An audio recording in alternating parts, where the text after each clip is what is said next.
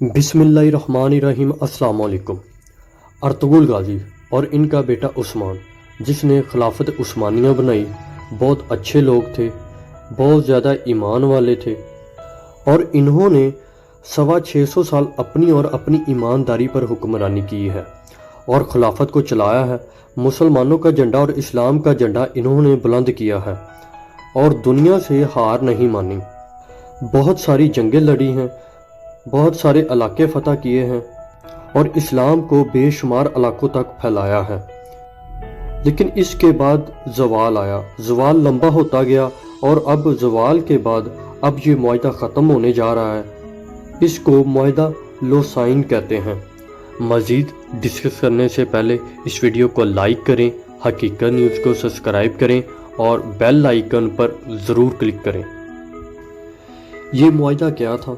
जब सल्तनत उस्मानिया का खात्मा होता है तो बरतानिया अपने इत्तेहादियों से मिलकर तुर्की को मजबूर करता है कि वो अपनी बॉर्डर में बंद हो जाए। इसमें बरतानिया 5 शराइत रखता है। वो 5 शराइत आज भी फ्रांस के अंदर मौजूद हैं। वहाँ पे इन्हों के पास फ्रेंच में लिखी हुई हैं, वो इन्होंने संभाल के रखा हुआ है।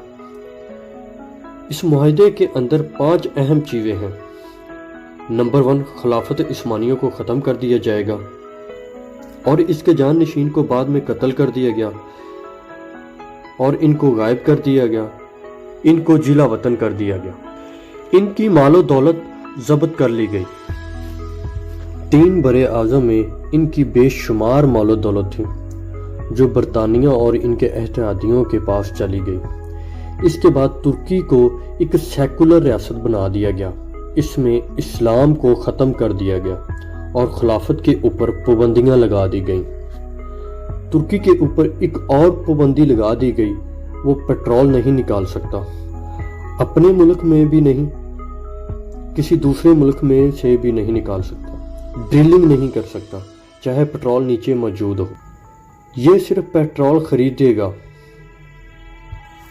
बोस्फोरस इन्हों के पास समंदर है, साहिल समंदर है, बहुत ज़बरदस्त इनकी बंदरगाह है।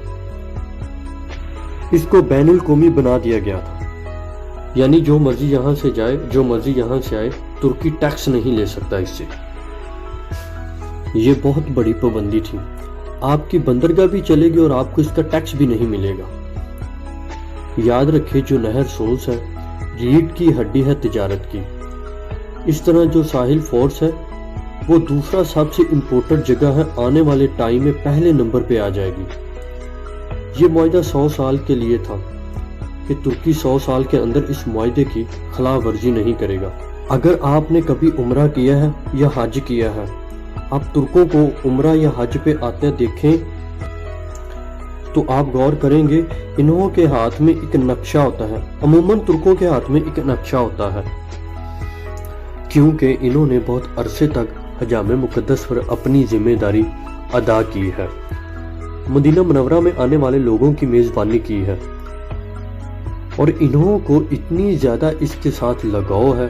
अगर वहाँ जब सऊदी अरब नक्शे में तब्दीली करता है, इन्हों के मुआहदे के मुताबिक वो एक एक पत्थर और एक एक ईंट उठाकर वापस अपने मुल्क में ले जाते हैं। वहाँ बहुत बड़ा टॉप टोक्यो म्यूजियम है जो इस्तांबुल के अंदर है। वो इतना बड़ा है, आप सारा दिन भी, वो इतना बड़ा है आप एक दिन में उसे सारा नहीं देख सकते। वहाँ पे इन्होंने तमाम चीज़ें पहुँचाई हैं ताकि इन्हों के लोगों को याद रहे कि अल्लाह ताला ने खाना काबा और मस्जिद नबवी की जिम्मेदारी 650 साल तक इनके पास रखी है। वहाँ पर जब तुर्क जाते हैं, इन्हों के पास एक नक्शा होता है। इन्हों को एग्जैक्टली पता है कि सहाबी का घर कहाँ है। वहाँ नक्शे के ऊपर कंपास रखते हैं, कदम गिन कर चलते हैं और खड़े होकर दुआ करते हैं। बादुकाद जो अरबी पुलिस वाले हैं वो इनको रोकते हैं, इनसे नक्शा छीनते हैं, इनको पकड़ते हैं।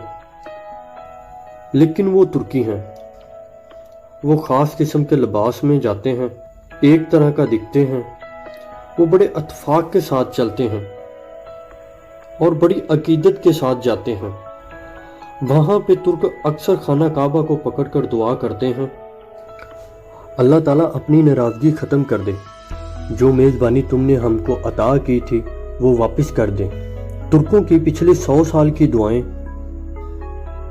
انہوں نے خانہ کعبہ میں اور مسجد نبوی میں رو رو کر کہا، رو رو کر دعا مانگی ہے، اللہ تعالیٰ ہم سے ناراضگی ختم کر دی جائے اور اپنے نبی کے صدقے میں ہمیں یہ میزبانی واپس کر دی جائے۔ ترکوں کی یہ کوشش ہے، یہ ذمہ داری اب آل سعود کے پاس ہے جو سعودی عرب کے بادشاہ ہیں، لیکن ترکی کا یہ کہنا ہے یہ ذمہ داری ہم سے چھین لی گئی تھی۔ ہمیں اس بات کا بہت زیادہ دکھ اور افسوس ہے۔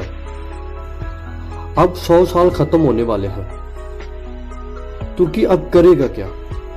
ترکی کا سب سے پہلا پلان ہے ڈرلنگ شروع کرے گا، تیل نکالے گا۔ ترکی میں بہت سی جگہ پر تیل موجود ہے، تیل نکال کے دنیا کو بیچے گا اور اپنی ضرورت پوری کرے گا۔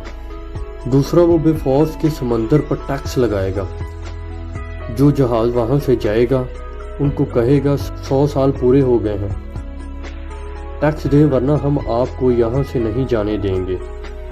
اس کے علاوہ ترکی ایک نہر بنانے جا رہا ہے جس کا نام استنبول کنال رکھا گیا ہے۔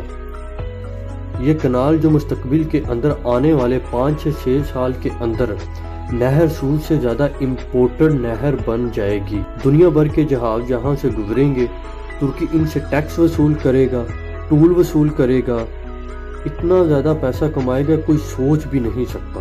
یہ ہے ترکی کی اکانومی کی سچویشن۔ آنے والے ٹائم میں آپ نے دیکھا ہوگا طیب اردگان نے کام شروع کر دیا ہے۔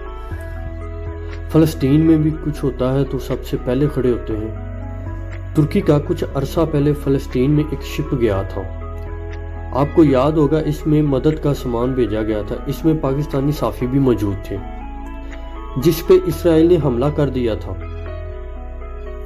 یہ غزہ تک جانا تھا لیکن یہ پہنچ نہیں سکا اور مدد کا سامان بھی نہیں پہنچ سکا۔ طیب اردگان کی اب کوشش ہے فلسطین کا بہترین انداز میں مقدمہ لڑ سکیں۔ دنیا میں جہاں بھی مسلمانوں کے ساتھ زیادتی یا ظلم ہوتا ہے، ترکی سب سے پہلے کھڑا ہوتا ہے، کشمیر کے لیے بھی سب سے پہلے آواز اٹھاتا ہے، اور جہاں بھی یعنی کچھ عرصہ پہلے برما میں جو ان کی حکومت نے مسلمانوں کے ساتھ کیا، طیب اردگان اور ان کی وائف نے اپنا رول پلے کیا۔ یہ بہت کوشش کر رہے ہیں کہ مسلمانوں میں اپنا مقام پیدا کر لیں۔ ان کو اس کی کیا ضرورت ہے؟ ذرا غور کریں۔ وہ معاشی لحاظ سے اپنے آپ کو مضبوط کر رہے ہیں۔ اس نے چائنا کے ساتھ بھی اپنے تعلقات زبردست کر لیے ہیں۔ مسلم دنیا میں ایک ہی ایٹمی طاقت ہے، وہ ہے پاکستان۔ اس کے ساتھ اس نے گہری دوستی کر لی ہے۔ اکثر اس کے لوگ وزٹ کرتے ہیں، ترکی کے صدر بھی آتے جاتے رہتے ہیں، طیب اردگان خود آتے ہیں، طیب اردگان خود یہاں پہ آتے ہیں، اور یہ کچھ سمجھ رہے ہیں، یہ پلان کر رہے ہیں کہ ہمیں کس کس کی مستقبل میں ضرورت ہوگی۔ ترکی کی یہ کوشش ہے مسجد نبوی اور خانہ کعبہ کی ذمہ داری ان کو واپس مل جائے۔ سعودی عرب ایسا کبھی بھی نہیں چاہے گا۔ اب یہ معاملہ چلے جائے گا ووٹنگ پر۔ ایران کا ووٹ بہت اہم ہے، پاکستان کا ووٹ بہت اہم ہے، بھارت بھی بہت اہم ہو جائے گا، کیونکہ وہاں مسلمان بہت بڑی تعداد میں رہتے ہیں۔ سینٹر ایشین ممالک انہی کی بھی بڑی اہمیت ہے۔ یہ اب ساری چیزیں اسی طرف جا رہی ہیں۔ دوستو، حقیقت نیوز کو سبسکرائب کرنا مت بھولیے گا، اس ویڈیو کو لائک کیجیے گا، شیئر کیجیے گا اور کمنٹ سیکشن میں اپنی رائے ضرور بتائیے گا۔